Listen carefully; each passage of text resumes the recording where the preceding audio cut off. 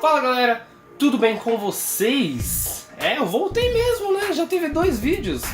Pelo menos eu acho. Se eu conseguir editar, eu ainda tô editando esses 2 vídeos quando eu tô gravando esse vídeo, então eu espero que tenha tido 2 vídeos antes do TGA. Mas, como a biografia de H.P. Lovecraft, que eu fiz há uns 2 anos atrás pelo menos, é o vídeo mais visto do canal, eu resolvi fazer como se fosse uma parte 2 disso, mas na verdade eu quero falar formas de você começar a entender e começar a gostar de H.P. Lovecraft, sem ter que entrar muito dentro e ler coletâneas de contos, coisas baratas ou até de graça que você pode fazer para entender H.P. Lovecraft. Tudo isso depois da vinheta.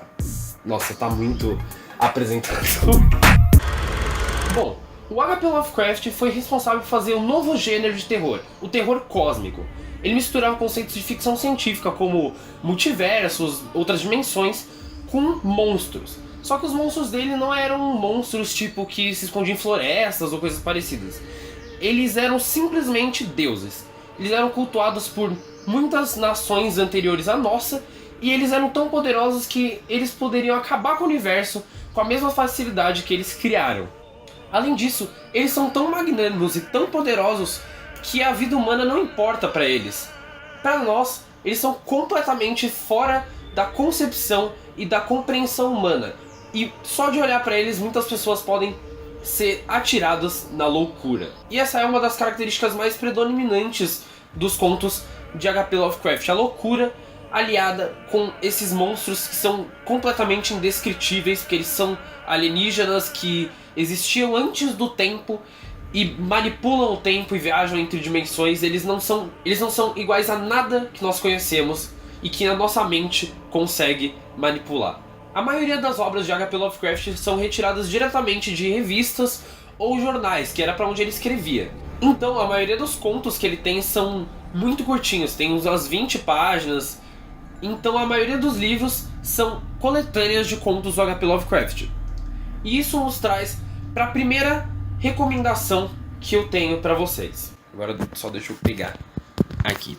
A nossa primeira sugestão de leitura é uma coletânea de contos que inclui muitos clássicos, incluindo Dagon e o Chamado de Cthulhu, que são um dos contos mais conhecidos de H.P. Lovecraft. Eu comprei esse livro por mais ou menos uns R$14, eu acho, só que ele não tá comigo. E eu tenho a versão digital dele, que eu tô lendo nesse exato momento, mas eu estou lendo. Eu tô na segunda história, que é Ar Frio, e eu tô gostando muito até agora. Como o primeiro livro que eu li foi Nas Montanhas da Loucura, do H.P. Lovecraft, que tem mais ou menos umas 213 páginas.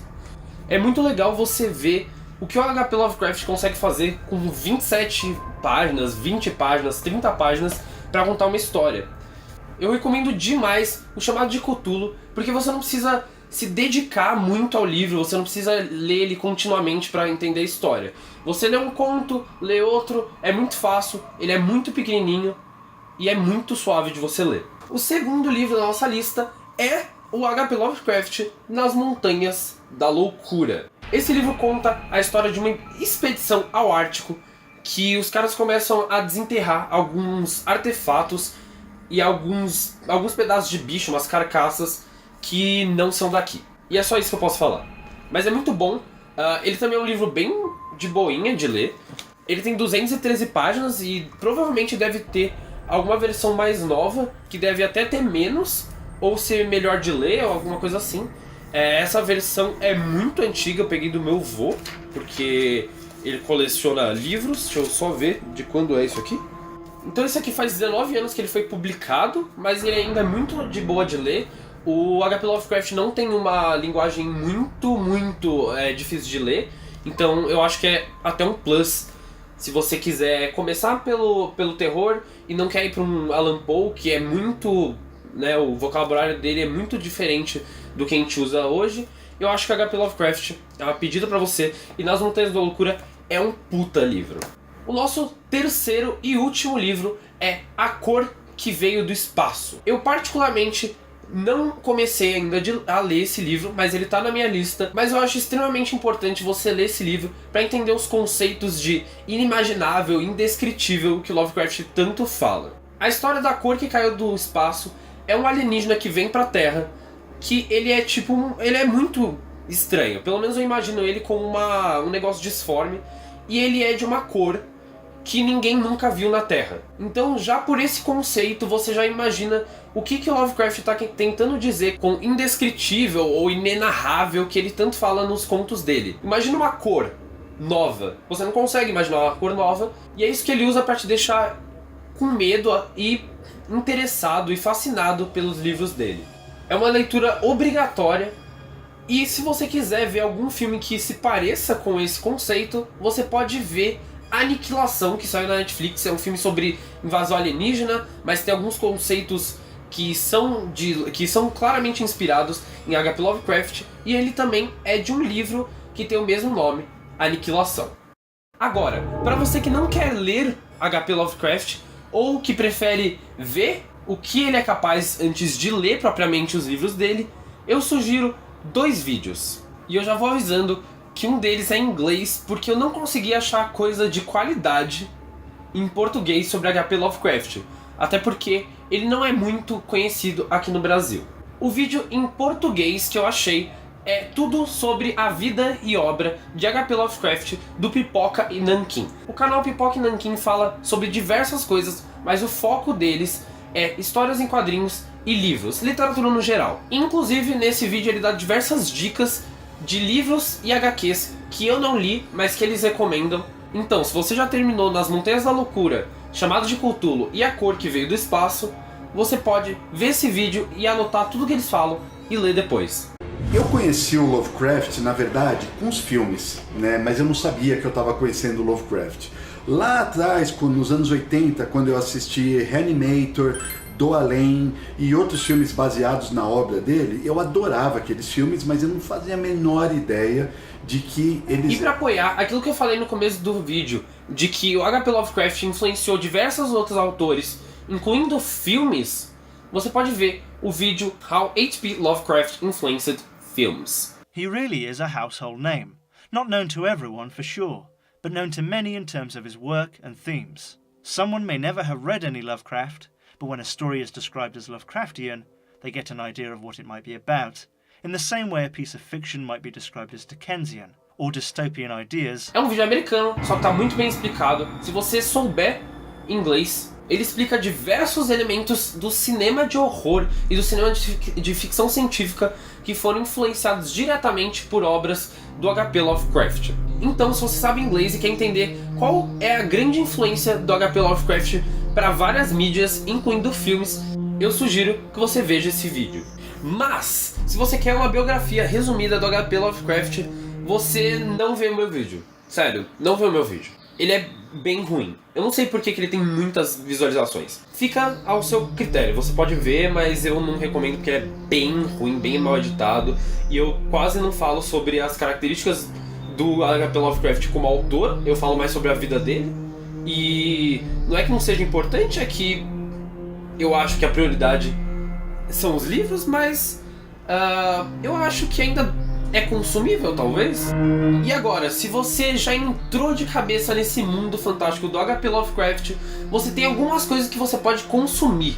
Inicialmente, você pode ouvir o Nerdcast 321 sobre a vida e obra de H.P. Lovecraft. E aí eu falava, pô, mas essa entidade me lembra um pouco a coisa do Lovecraft. Aí depois que eu fui saber que, como eles eram amiguinhos de caneta, eles pegavam emprestados. No caso, mais a mitologia do Lovecraft sangrava um pouco pro Howard, e eu achei isso legal. Com certeza. O Nerdcast é o maior podcast que tem no Brasil, e nesse programa eles chamaram um especialista em Lovecraft, o dono do blog do H.P. Lovecraft, para falar sobre a vida e obra e quais são as influências e as características e um pouco da biografia do autor. E se não me engano, tem agora no Spotify o Nerdcast.